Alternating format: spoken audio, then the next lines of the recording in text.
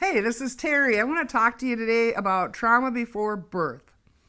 I think many people don't even understand that while a mom is pregnant, a child can experience trauma. There's a lot of new research out there that's talking about it, generational trauma. But I want to talk first about trauma while before birth. You think about a mom who's highly stressed, maybe has a stressful job, or she works all day, comes home, laundry, take care of the kids, whatever, cooking. There's so much responsibility. Our world is so fast.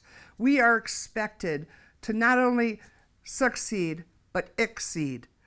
There's always something around the corner. We're expected to be the best parents, the best coworkers, the best wife, the best husband, the best mom, the best sister.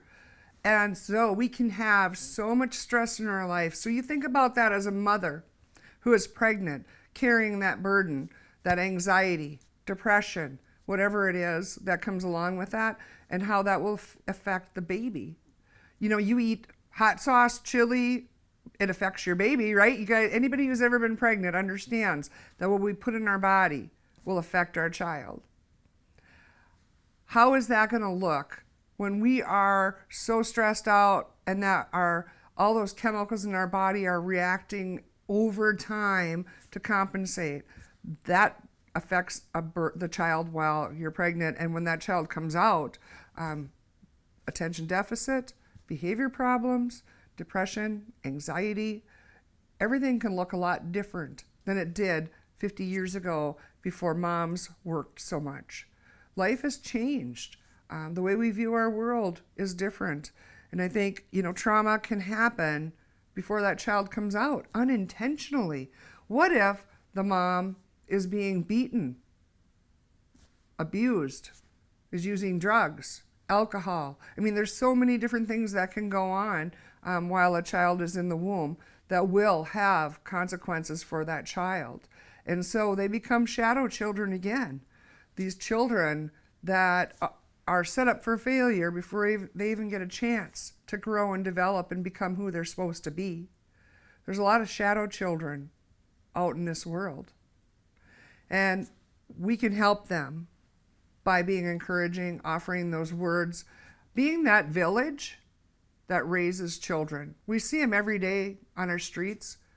We see shadow children every day in our schools. We see shadow children every day in our daycares. Every one of us can touch one of those children by telling them that they are worthy, that we care about them, by taking the moment to look them in the eye and tell them, you are awesome. How about when the kid that comes running through your yard and every day and it makes you mad, they trample down your flowers or they throw garbage in your yard, and what do? We get mad. We call their parents or we yell at them, get out of my yard, you little shit.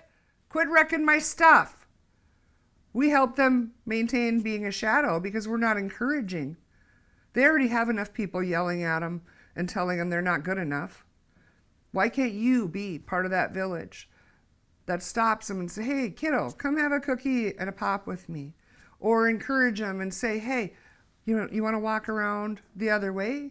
And talk to them and tell them something positive about themselves instead of adding more garbage, more rocks, more bricks, more burden to their life. Children have enough going on. They have no control over anything, any abuse, any trauma that happens to them. It isn't their choice. They are powerless. They cannot stop the aggressor, the perpetrator. They don't have the tools. They don't have the knowledge and the understanding. And especially if they're in fight or flight instead of the thinking part of their brain.